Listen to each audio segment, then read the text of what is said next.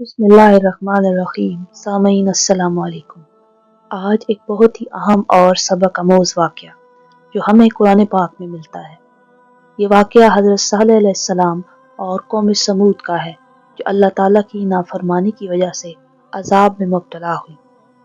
अल्लाह ताला ने हज़रत सालेह अलैहिस्सलाम को एक बहुत ही ताकतवर और तरक्की याफ्ता कौम समूद की हदायत के लिए भेजा। ये कौम पहाड़ों को तराश कर शानदार महलात बनाती थी और अपनी ताकत पर बहुत फ़ख्र करती थी, मगर इनका सबसे बड़ा गुनाह यह था कि वो अल्लाह ताला को छोड़कर बुतों की पूजा करते थे। हज़रत सालेह अलैहिस्सलाम ने कौम को समझाया, ऐ मेरी कौम, अल्लाह की इबादत करो, इसके सिवा कोई माबूद नहीं। उसने तुम्हें ज़मीन में बसाया, उस पर आबाद किया और तुम्हें नेमतें अता की, बस उसी से बख्शिश मांगो और उसकी तरफ रजू करो।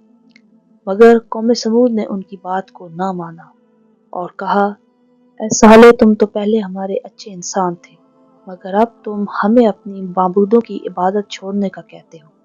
हम तुम्हारी बात नहीं मान सकते। ये लोग जिद और गरूर में आ चुके थे और अल्लाह के पैगाम को झुटलाने लगे।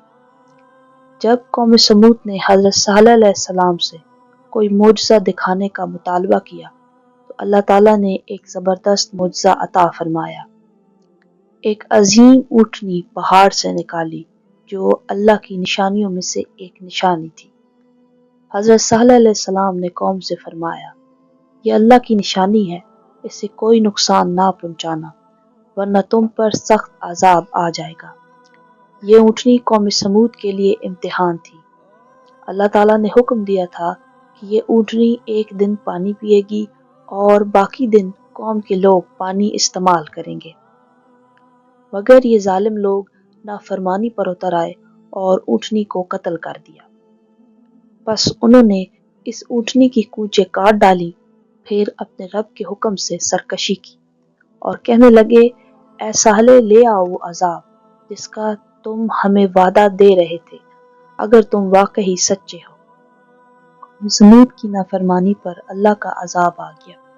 हज़रत सालेह अलैहिस्सलाम ने अपनी कौम को खबरदार किया, 3 दिन के अंदर तुम पर अल्लाह का अजाब नाजिल होगा, बस तुम अपने घरों में रहना और इंतज़ार करना।